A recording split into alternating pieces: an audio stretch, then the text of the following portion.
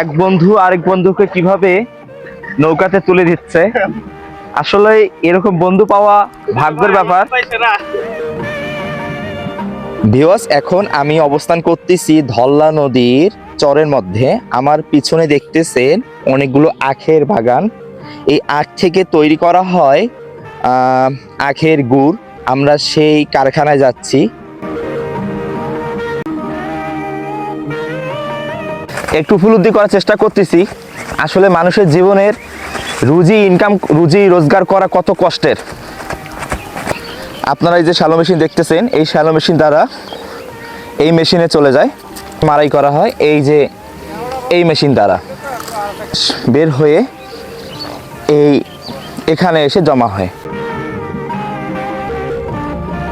প্রিয় ভিউয়ার্স, আর পিছনে যে মেশিনটা দেখতেছেন এই সেই মেশিন যেখান থেকে আখের রস মারাই করা হয় এবং এই জায়গায় রসকে উত্তোলন করে গরম আগুনের মধ্যে তা জাল দেওয়া হয়।